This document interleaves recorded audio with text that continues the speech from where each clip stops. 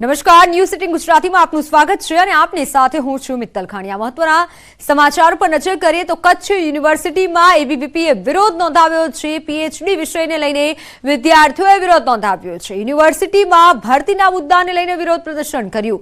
યુનિવર્સિટીમાં યજ્ઞ કરી રામધૂન બોલાવી તમામ એબીવીપીના વિદ્યાર્થીઓએ ભેગા મળી વિરોધ કર્યો છે। કચ્છ યુનિવર્સિટીમાં એબીવીપીએ વિરોધ નોંધાવ્યો છે।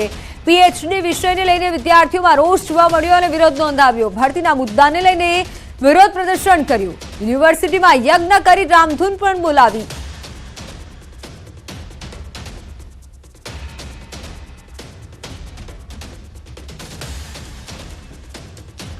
તો ભરતીના મુદ્દાને લઈને વિરોધ કર્યો છે તમામ વિદ્યાર્થીઓએ અને પીએચડી વિષયને લઈને વિદ્યાર્થીઓએ જે વિરોધ કર્યો છે રામધૂન પણ બોલાવી અને સાથે યજ્ઞ પણ કર્યું। દ્રશ્યો સામે આવ્યા છે। કચ્છ યુનિવર્સિટીમાં યજ્ઞ કરી વિદ્યાર્થીઓએ રામધૂન બોલાવી છે। પીએચડી વિષયને લઈને વિદ્યાર્થીઓમાં રોષ જોવા મળ્યો અને જેના કારણે આ વિરોધ કર્યો છે। યુનિવર્સિટીમાં ભરતીના મુદ્દાને લઈને તમામ વિદ્યાર્થીઓ રોષે ભરાયા છે અને વિરોધ નોંધાવ્યો છે। રામધૂન બોલાવી એબીવીપીના વિદ્યાર્થીઓએ આ વિરોધ નોંધાવ્યો છે।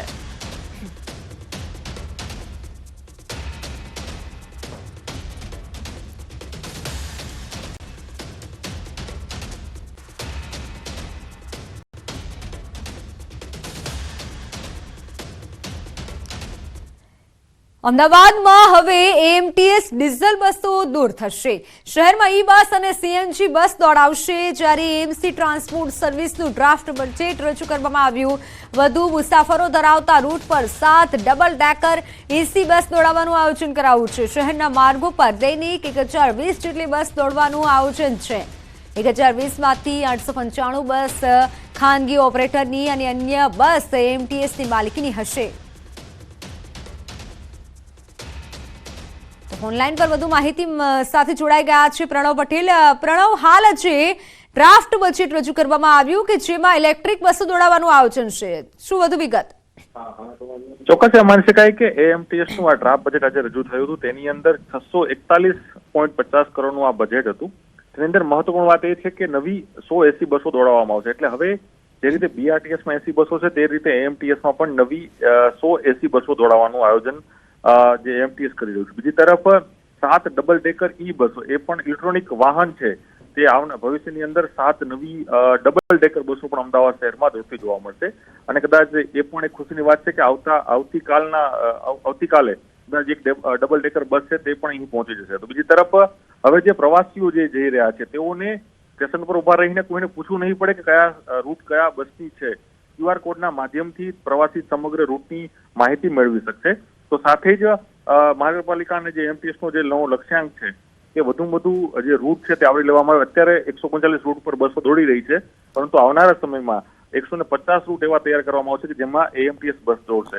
તો સાથે જ ગત વર્ષ કરતા આ વખતે એએમટીએસે પોતાની બસોમાં પણ વધારો કર્યો છે। તેની અંદર 1052 બસો દોડાવવાની અહીં જે કામગીરી છે તે કરવા જઈ રહ્યું છે એએમટીએસ, પરંતુ ઓન રોડ જે છે 1020 બસો દોડાવવાનું હાલ લક્ષ્યાંક છે તે એએમટીએસ નો છે। તો સાથે જ એએમટીએસ નું સતત દેવું પણ અહીં વધી રહ્યું છે। 4223 કરોડનું દેવું અહીં જોવા મળી રહ્યું છે એએમટીએસ નું। સતત બોજા હેઠળ એએમટીએસ જોવા મળી રહી છે, પરંતુ પ્રવાસીઓને અને અમદાવાદીનું વધુ પ્રવાસન માટે બસો મળી રહે તે પ્રકારનું પણ આયોજન એએમટીએસ દ્વારા કરવામાં આવી રહ્યું છે। તો સાથે જ હજુ પણ એક નવી આયોજન જે થઈ રહ્યું છે, બીઆરટીએસ અને એએમટીએસની જે ટિકિટો છે તે કોમન ટિકિટો થઈ શકે તે પ્રકારનું પણ આયોજન એએમટીએસ આવનારા સમયમાં કરી રહ્યું છે। જી બિલકુલ પ્રણવ, આભાર માહિતી બદલ। શહેરમાં ઈ બસ દોડશે, હવે સીએનજી બસ દોડાવાશે। તો પંચમહાલમાં ગોધરા વડોદરા હાઈવે પર જાનૈયાઓએ સ્ટન્ટ કરવા ભારે પડ્યા છે। વિડીયો વાયરલ થયા બાદ પોલીસે આરોપીઓને ઝડપ્યા છે। 4 આરોપીઓની પોલીસે અટકાયત કરી લીધી છે। કુલ 11 આરોપીઓ વિરુદ્ધ ગુનો નોંધાયો। આઈસર ટેમ્પો કાર સહિત 4 વાહનો પણ પોલીસે જપ્ત કર્યા છે। એક વિડીયો સામે આવ્યો હતો પંચમહાલનો કે જ્યાં જાનૈયાઓ સ્ટન્ટ કરી રહ્યા છે। કુલ 11 જેટલા જાનૈયાઓ આ સ્ટન્ટ કરતા હોય તેવું સામે આવ્યું હતું। પોલીસે તમામ સામે ગુનો નોંધ્યો છે અને હાલ તો 4 જેટલા જાનૈયાઓની પોલીસે અટકાયત કરી છે। વિડીયોમાં જોઈ શકાય છે કે કાર ઉપર બેસી અને આ જાનૈયાઓ સ્ટન્ટ કરી રહ્યા છે।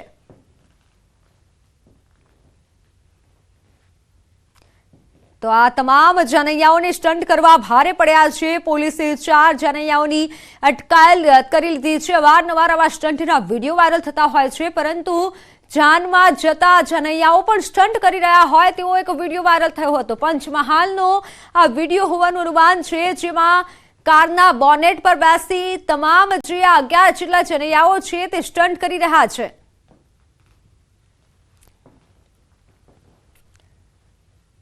તો 1 ફેબ્રુઆરીથી ગુજરાત વિધાનસભામાં બજેટ સત્રમાં 3 વિધેયક લવાય તેવી પણ શક્યતા છે. આ પૈકી એક વિધેયક મહેસૂલ વિભાગ દ્વારા, જ્યારે ગુજરાત ગણોત વહીવટ અને ખેતીની જમીન કાયદા સુધારા વિધેયક છે.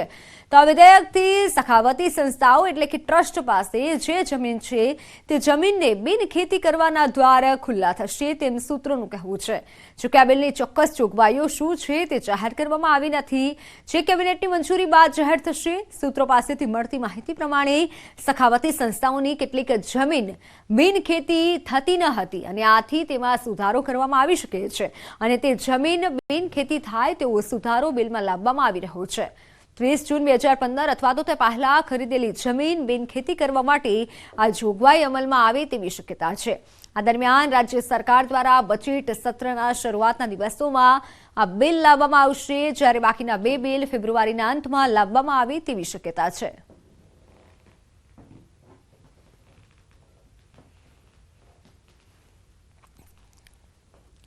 એમસીના અધિકારી સામે ફરિયાદ મામલે એસીબીની તપાસ તેજ કરાઈ છે. અમદાવાદ એમસી ક્લાસ 2ના અધિકારી પર ગંભીર આક્ષેપ છે. એમસી કાઉન્સિલર અકબર ભટ્ટીએ આક્ષેપ કર્યા છે.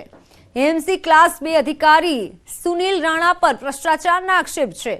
એમસી એસ્ટેટ વિભાગમાં ભ્રષ્ટાચાર કરતા હોવાના આક્ષેપ કરાયા છે. દુકાનદારો પાસે બેફામ તોડબાજી કરતા હોવાના પણ આરોપ છે. આવક કરતા વધુ મિલકત મામલે એમસીના કર્મી સામે હાલ ફરિયાદ નોંધાઈ છે. અમદાવાદ એમસીના ક્લાસ 2 અધિકારી સુનિલ રાણા સામે કાર્યવાહી કરવામાં આવી રહી છે. સુનિલ રાણા પાસે આવક કરતા 306% જેટલી વધુ મિલકત છે. રૂપિયા 2.75 કરોડથી વધુની અપ્રમાણસરની મિલકત મળી આવી. આવક કરતા વધુ મિલકત મળતા એસીબીએ તપાસ હાથ ધરી. જોકે એમસીના વોર્ડ ઇન્સ્પેક્ટર તરીકે ફરજ બજાવી છે સુનિલ રાણા, કે જે ની આવક હાલ વધુ મળી આવી છે. પાલિકાના વોર્ડ જે શાહપુર છે તેના જે વોર્ડ ઇન્સ્પેક્ટર તરીકે જે ફરજ બજાવતા હતા સુનિલ રાણા, તેઓ સામે અપ્રમાણસર મિલકતને લઈને કેસ નોંધાયો છે. એસીબીએ તેની તપાસ કરી રહી છે. ત્યારે ખરેખર તે વ્યક્તિ કઈ રીતે કામ કરી રહ્યો હતો, વોર્ડ ઇન્સ્પેક્ટર તરીકે એટલે એસ્ટેટ વિભાગમાં તેની ફરજ કરી રહ્યા હતા અને અપ્રમાણસર મિલકત, તેના ધારા કરતાં પણ અનેક મિલકતો તેને તેના પત્ની, તેના દીકરાના નામે જોવા મળી. ત્યારે તેની ઉપર કેસ નોંધાયો. જોડાયા છે શાહપુરના જે કોંગ્રેસ વોર્ડના જે કાઉન્સિલર છે અકબરીભાઈ, આપ અહીં કાઉન્સિલર તરીકે કામ કરી રહ્યા છો. સુનિલ રાણાનું વ્યક્તિત્વ કેવું હતું, તે આ વોર્ડમાં પણ કામ કરી ચૂક્યા છે એસ્ટેટ અધિકારી તરીકે. શું કહેશો, એ વ્યક્તિ કેવા હતા, એની કામગીરી કેવી હતી? હું શાહપુર કોર્પોરેટર અકબર ભટ્ટી તરીકે જ્યારે અહીંયા ચૂંટાયો પહેલાં જ વર્ષમાં મારે સુનિલ રાણાનો અનુભવ થઈ ગયો હતો કે એ લોકોનું પ્રણવભાઈ જોવા જઈએ ને તો નાની મોટી ફરિયાદો અઢળક મળતી હતી. જેવી જોવા જઈએ કે કોઈક મકાન, પોતાનું પતરાનું મકાન રિપેરિંગ કરતા હોય તો બી એ લોકોને બંધ કામ કરાવી દે અને એની પાસે પૈસા માંગે. કોકના થ્રુ આરટીઆઈ કરાવે, આરટીઆઈમાં પછી એ લોકોની મિલીભગત, અધિકારીઓ અને આરટીઆઈ એક્ટિવિસ્ટોની મિલીભગત હોતી હોય કે ભાઈ તમે એને ફલાણાએ અરજી કરી છે એને જઈને મળો અને એ લોકો એમની અરજી પાછી લે. એમાં એ તોડબાજીના ધંધા થતા હતા. આવી ઘણી બધી એવી ફરિયાદો હતી કે જે મેં ઉપરી અધિકારીઓને બી રજૂઆત કરી હતી, પણ છતાં એનું કોઈ નિકાલ નહોતું આવતું અને આજે પણ નથી આવતું. આજે પણ એ જે ટીસ કન્ડિશન ઊભેલી છે કે નાના મોટા દુકાનદારો કોઈ જૂની પેઢીઓ બાપ દાદાઓની લઈને બેઠા હોય અને એમને જ્યારે રિપેરિંગ કરાવવાનું આવે તો અધિકારીઓ એ લોકોને એમ કહે છે કે તમે ફલાણા માણસને મળો, એની અરજી છે. એ પછી ત્યાં જઈને ત્યાં પેલો લોકો પૈસા માંગણી કરે ને હપ્તા માંગણી કરે. એવી રીતના ધંધા આજ બી ચાલે છે.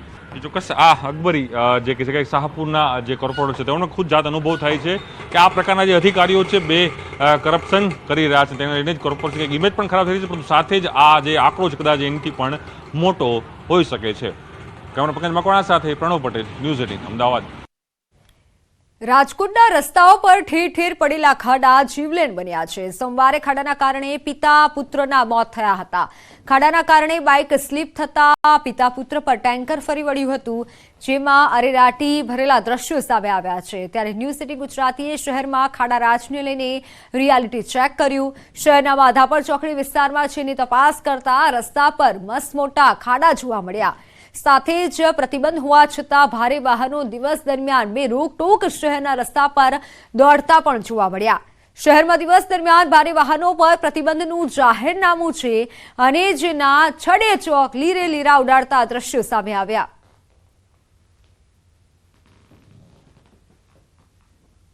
સોમવારના રોજ રાજકોટના સામાકાંઠા વિસ્તારમાં રોડ અકસ્માતમાં પિતા પુત્રના મોત નીપજ્યા હોવાની ઘટના છે તે સામે આવી છે. શૈલેષ પરમાર અને અજય પરમાર નામના પિતા પુત્રના મોત છે તે સામાકાંઠાની અંદર આવેલા સંત કબીર રોડ ઉપર રોડ અકસ્માતમાં નીપજ્યા હોવાની ઘટના છે તે સામે આવી છે. સમગ્ર મામલે FIRની અંદર જે ટેન્કર ચાલક છે તેના વિરુદ્ધ જાહેરનામા ભંગની ફરિયાદ છે તે પણ નોંધવામાં આવી છે.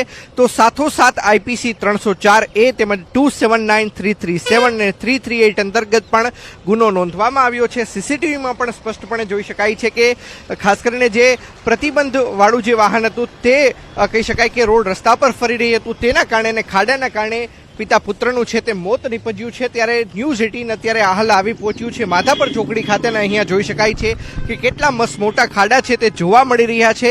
બીજી તરફ ન્યૂઝ 18ની ટીમ જ્યારે માધાપર ચોકડી ખાતે પહોંચી ત્યારે પણ અહીંયા જે વાહનો ઉપર પ્રતિબંધ લાદવામાં આવ્યો છે તે પણ જાહેરનામાનો ભંગ કરતા દેખાયા હતા. જો કે જ્યારે ન્યૂઝ 18ની ટીમ અહીં આવી પહોંચી ત્યારે પોલીસ દ્વારા પણ કાર્યવાહી કરવાની છે તે ફરજ પડી છે ને અત્યાર સુધીમાં 2 જેટલા વાહનોને છે તે ડિટેઇન પણ કરવામાં આવ્યા છે. અંકિત પોપટ, ન્યૂઝ 18 ગુજરાતી, રાજકોટ. ફેબ્રુઆરીમાં પડશે ગાત્રો થીચવતી ઠંડી. હવામાન નિષ્ણાંત અંબાલાલ પટેલની મોટી આગાહી. પ્રથમ સપ્તાહમાં અને મધ્યમાં આવશે ઠંડીનો રાઉન્ડ. ડિસેમ્બરમાં ન પડી હોય તેવી ઠંડી હવે પડશે. ડિસેમ્બરમાં ન પડેલી ઠંડી ફેબ્રુઆરીમાં પડશે તેવું અનુમાન અંબાલાલ પટેલે વ્યક્ત કર્યું છે.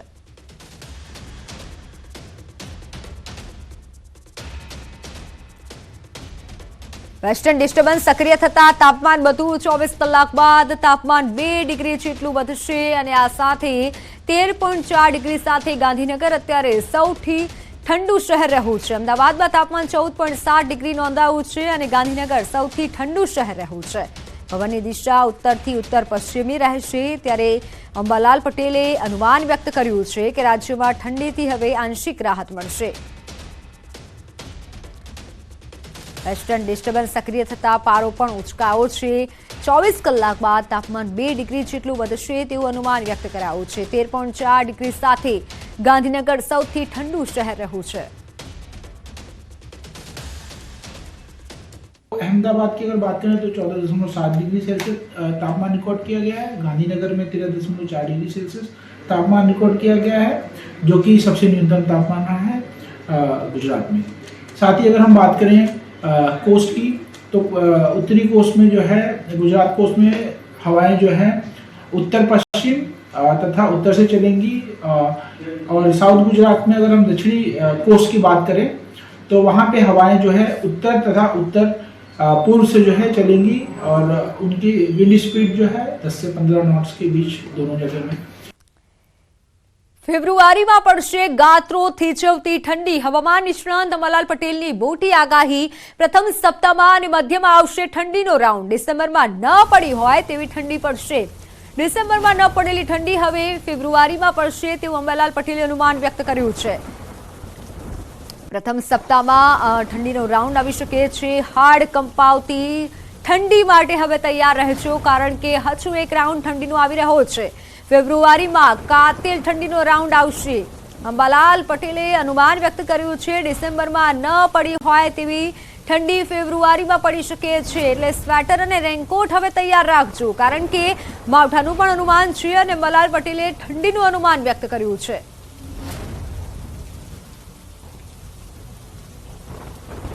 ફેબ્રુઆરી માસમાં 2 થી 3 રાઉન્ડ પશ્ચિમી વિક્ષોભના આવવાની શક્યતા રહે છે.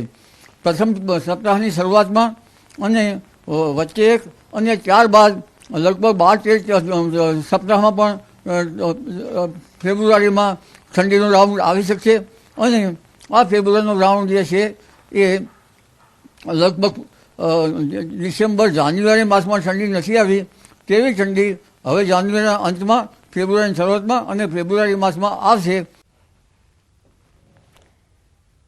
ફેબ્રુઆરી માર્ચમાં કમોસમી વરસાદની શક્યતા છે. ફેબ્રુઆરીમાં સ્વેટર અને રેનકોટ તૈયાર રાખજો. ફેબ્રુઆરીમાં બેવડી ઋતુનો અનુભવ થશે. ફેબ્રુઆરીમાં સવાર સાંજ હાડ થીજવતી ઠંડી પડશે. ફેબ્રુઆરીમાં બપોરે ગરમીનો અહેસાસ થશે, જ્યારે ફેબ્રુઆરીના પ્રથમ સપ્તાહમાં ઠંડીનો એક રાઉન્ડ આવશે. જોકે મહત્તમ તાપમાનમાં પણ વધારો થઈ શકે છે. મહત્તમ તાપમાન 32 થી 34 ડિગ્રી નોંધાવાની શક્યતા છે. ફેબ્રુઆરીના પ્રથમ સપ્તાહમાં લગભગ ઠંડી આવશે, પણ આ ઠંડીના રાઉન્ડ એવો હશે કે જે મહત્તમ ઉષ્ણતામાનમાં તો વધારો થશે. મહત્તમ ઉષ્ણતામાન લગભગ 32-33, ક્યારેક કોઈ ભાગમાં 34 ડિગ્રી સેલ્સિયસ જેવું થઈ જવાની શક્યતા રહે છે. અને ફેબ્રુઆરી માસમાં જે ઠંડી આવશે, પણ આ ઠંડી આવશે એ હિમાલુ ઠંડી આવશે, બરફેલી ઠંડી આવશે. એટલે સવારને સાંજમાં જનધનને કાળજી રાખવાની જરૂર છે, કારણ કે આ ઠંડી જે છે એ હાડ કંપાવતી ઠંડી સવારને સાંજના ભાગમાં પડશે. તો ગુજરાતમાં ઠંડીમાં રાહત મળવાની હવામાન વિભાગની આગાહી છે. બીજી તરફ ઉત્તર ભારતના પર્વતીય પ્રદેશોમાં કંઈક અલગ નજારો છે. જમ્મુ કાશ્મીરમાં ઘણા ભાગોમાં હિમવર્ષા થઈ રહી છે. ભારે હિમવર્ષાના કારણે અનંતનાગ, સસ્તાન અને કિશ્તવાડ રાષ્ટ્રીય રાજમાર્ગ વાહન વ્યવહાર માટે અસ્થાયી રૂપથી બંધ કરાયો છે. અધિકારીઓના મતે યાત્રીઓની સુરક્ષાના પગલે આ નિર્ણય લેવાયો છે. આ તરફ હાઈવેને ફરી કાર્યરત કરવા માટે કામગીરી ચાલી રહી છે. પહેલગામના ઉપરી વિસ્તારોમાં હિમવર્ષા થઈ છે, જોકે દક્ષિણ કાશ્મીરના મેદાની વિસ્તારોમાં મોસમ સામાન્ય છે. પહાડો પર હિમવર્ષાના કારણે ઠંડકમાં વધારો થયો છે અને દિવસ પણ તાપમાનમાં વધારો થયો છે.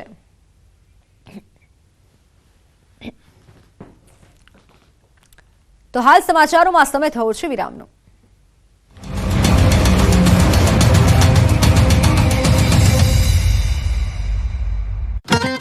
સામાજિક કાર્યકરોએ મુંડન કરાવી વડોદરા બોટ દુર્ઘટનાના 14 મૃતકોને શ્રદ્ધાંજલિ આપી. વડોદરામાં હરણી હોનારતમાં મૃતકોને શ્રદ્ધાંજલિ આપવા સામાજિક કાર્યકરોએ હરણીની બહાર જ મુંડન કરાવ્યું. બોટ દુર્ઘટનામાં 12 બાળકો અને 2 શિક્ષકોને શ્રદ્ધાંજલિ આપવા માટે 2 સામાજિક કાર્યકરોએ હરણી તળાવની બહાર મુંડન કરાવ્યું. આ સાથે જ મૃતકોને ન્યાય મળે તેવી ગૃહમંત્રી સમક્ષ માંગણી કરી. બંને મુંડન કરાવી જ્યાં સુધી મૃતકોને ન્યાય નહીં મળે ત્યાં સુધી મૂછ નહીં રાખવા માટે પ્રતિજ્ઞા લીધી. શાસ્ત્રોક્ત વિધિ રીતે મુંડન કરાવતા અહીં લોકોના ટોળા એકત્ર થઈ ગયા. કમલેશ પરમાર અને મહેન્દ્રસિંહ રાઠોડે દુર્ઘટનાના 12મા દિવસે કરાવ્યું મુંડન. સ્કૂલ સંચાલકો વિરુદ્ધ કાર્યવાહી કરવાની માંગ કરી. તમામ કસૂરવારોને આકરી સજા થાય તેવી માંગ. આપણું ગુજરાતમાં અત્યારે બસ આટલું. દેશ પ્રદેશની તમામ ખબરો માટે આપ જોડાયેલા રહો ગુજરાતની number 1 news channel news 18 Gujarati સાથે.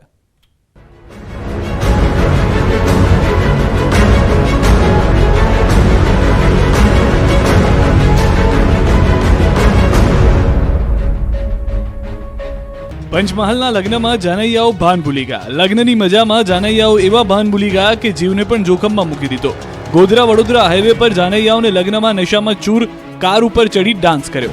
કારમાં સવાર 5 થી 6 લોકોએ કાર પર ઊભા રહી ઠુમકા માર્યા. ટ્રાફિકના નિયમોનું ઉલ્લંઘન કરી રોડ પર સ્ટન્ટ કરી રોડ પર અન્ય વાહન ચાલકોમાં દહેશત ફેલાવી. ગોધરા વડોદરા હાઈવે માર્ગ ઉપરથી પસાર થઈ રહેલી એક જાનમાં જાનૈયાઓ કાર પર જોખમી રીતે સ્ટન્ટ કરતા હોય તેવા દ્રશ્યો જોવા મળ્યા. પૂર ઝડપે પસાર થતી કારમાં યુવાનો લટકાયેલા અને ડીજેના તાલે નાચતા હાલતમાં દ્રશ્યોમાં કેદ થયા. યુવાનો ચાલુ કારના આગળના ભાગે બેસીને નાચતા હોય તેવો વિડીયો વાયરલ થયો. હાલમાં યુવાઓ નશામાં હોવાની જાણકારી પણ મળી રહી છે. રસ્તા પર તો આપણે શ્વાનને અને રખડતા ઢોરને ફરતા જોયા હશે, પરંતુ જામનગરની વાત આવે ત્યારે એવું કહી શકાય કે જ્યાં સરકારી હોસ્પિટલમાં પણ શ્વાન લટાર મારતા જોવા મળે. જામનગરની સરકારી જીજી હોસ્પિટલમાં ફરી એકવાર શ્વાનનું આટા મારતા હોય તેવા દ્રશ્યો જોવા મળ્યા. હોસ્પિટલની અંદર લોબીમાં એક સાથે અનેક શ્વાન રખડતા જોવા મળ્યા. જાણે હોસ્પિટલમાં ડોક્ટરની સાથે શ્વાન પણ દર્દીઓની ખબર અંતર પૂછવા માટે રાઉન્ડ મારવા નીકળ્યા હોય તેવું લાગી રહ્યું છે. હોસ્પિટલની અંદર શ્વાન ઘૂસી જતા દર્દીઓમાં ભાગદોડ મચી ગઈ. દર્દીઓમાં દહેશત ફેલાઈ ગઈ. હોસ્પિટલમાં સિક્યુરિટી માટે કરોડો રૂપિયાનો ખર્ચ થયો, પરંતુ દર્દીઓની સાથે રખડતા પશુઓ પણ હોસ્પિટલની અંદર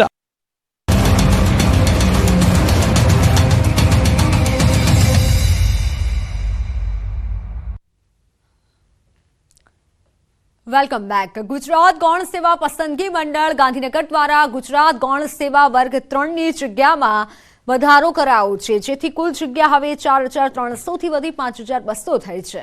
junior clerk, head clerk, office assistant અને ક્લાર્ક 17 કેડર માટે 4,300 જગ્યાઓ માટે જાહેરાત કરવામાં આવી હતી અને જે જગ્યામાં ઉમેરો કરાયો છે સરકારી નોકરી માટે તૈયારી કરતા યુવાનો માટે ખૂબ જ સારા સમાચાર સામે આવ્યા છે। ગુજરાત સરકારના ગૌણ સેવા પસંદગી મંડળ દ્વારા 4,300 જગ્યાઓ માટે ભરતી બહાર પાડવામાં આવી હતી। જે જગ્યાઓ 4,300 થી વધારી હવે 5,200 કરાઈ છે। ગૌણ સેવા પસંદગી મંડળ અને junior clerk, head clerk, office assistant, senior clerk સહિત 17 કેડર માટે 4,300 જગ્યાઓ માટે જાહેરાત કરવામાં આવી છે।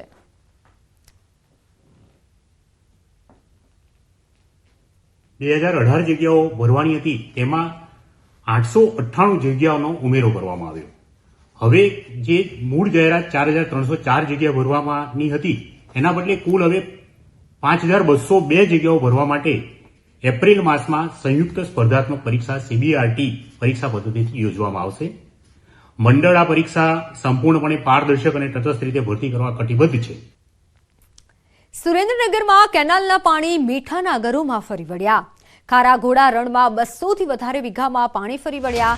મીઠાના પટ્ટમાં કેનાલના પાણી ફરી વળતા રોષ જોવા મળ્યો। મીઠાના ગરોમાં પાણી જ્યારે કે મીઠા ઉત્પાદનમાં નુકસાનની ભીતિ છે।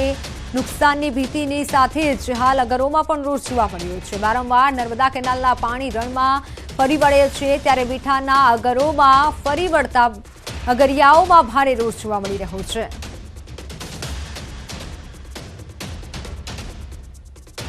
ખારાઘોડા રણમાં 200 થી વધુ વીઘામાં પાણી ફરી વળ્યું, જેથી અગરિયાઓમાં ભારે રોષ જોવા મળી રહ્યો છે। મીઠાના પટ્ટમાં કેનાલના પાણી ફરી વળ્યા। કેનાલના પાણી ફરી વળતા અગરોમાં અત્યારે જે દ્રશ્યો સામે આવ્યા છે, અગરોના સુરેન્દ્રનગરથી ખારાઘોડા રણમાં 200 થી વધુ વીઘામાં પાણી ફરી વળ્યું।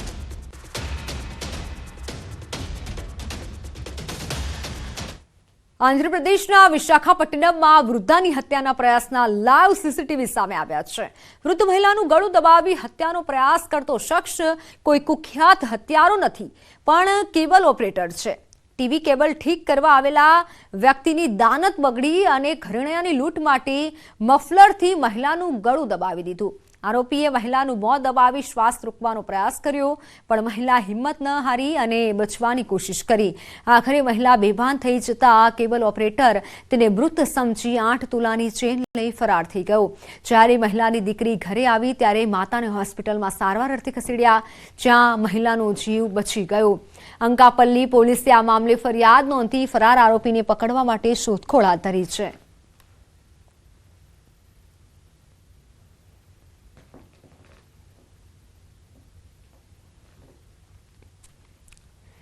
સુરત શહેરમાં સાયકલ ટુ સ્કૂલ પ્રોજેક્ટ અંતર્ગત બનાવેલા સાયકલ ટ્રેક ફરતે બેરિકેડિંગ કરાયું છે।